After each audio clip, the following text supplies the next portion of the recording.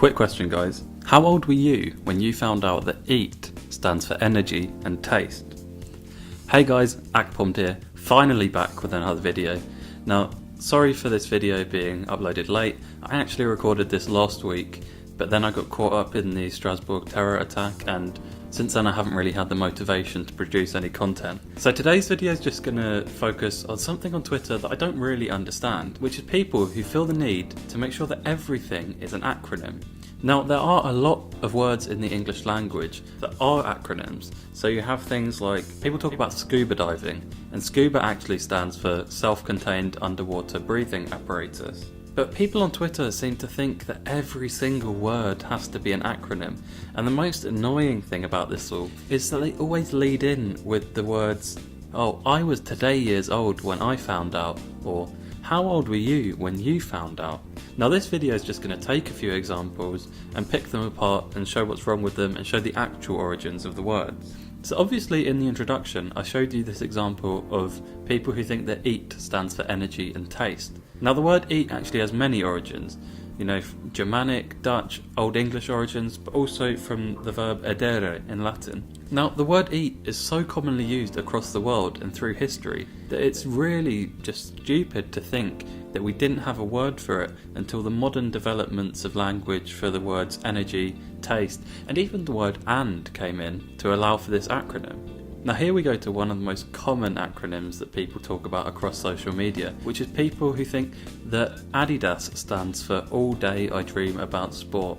Now Adidas is a German company formed in 1920, which became Adidas in 1949. The founder of the company is Adolf Dassler, or Adi Dassler. It's quite clear that the company name is just a shortened version of the founder's name. But even if you put this aside, the fact that a German company in the mid-20th century would have an acronym based on the English language just doesn't really make sense anyway. But this comes up on social media, every couple of weeks, and then people are quote tweeting it and saying, "Oh my god, I never knew this." Now there's also people who think that M&M stands for Every Mother Is Nice Except Mine. Now Eminem's name comes from his actual name, Marshall Mathers, and the initials of that, M and M. Or there's a story about a rap duo he had with a friend in high school. But regardless, it comes from M and M, which became M&M, not some acronym about his mother. Another one that comes up on social media a lot is that TAG stands for touch and go. Now the game is so popular worldwide and has been played throughout history amongst the younger generations that again it would be stupid to think that we did not develop the name until modern vocabulary came in.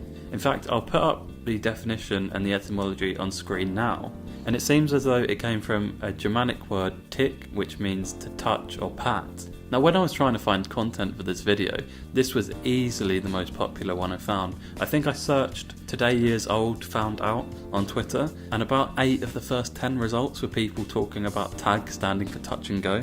But people just want to believe that every word has a deeper meaning, such as people who believe that bay stands for before anyone else. Now it's clear that the word bay is a shortened version of terms of endearment like baby or babe, but people just love to hear what they want to hear, but they want to believe that all the words in the English language are backronyms and have some deeper meaning to them which can be explained in more words. Such as the word rap, meaning rhythm and poetry. Now rap developed from multiple different meanings, which were to express themselves, to converse outwardly, and these all combined to kind of build up to this meaning that it meant to express yourselves outwardly using music.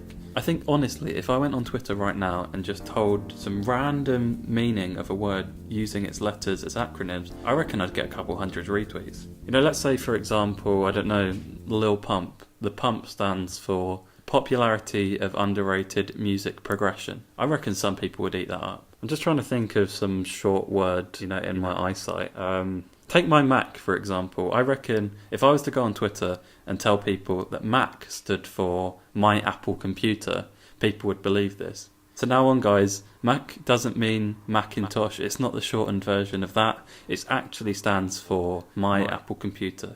Well, I actually just went on Twitter to search this to see if anyone else had the same idea, and there's multiple people who actually think that Mac stands for my Apple computer. So I can't even beat people in the fake ones I'm creating. I think with that defeat, I'm going to have to end it here. But But if you've liked this video, please like, comment, subscribe, turn notifications on. Apologies for the time since the last upload. You know, there were some events that went on that I couldn't really control. But that'll be me for this episode. I hope that you've enjoyed my content today, and see ya. Calma, calma, calma.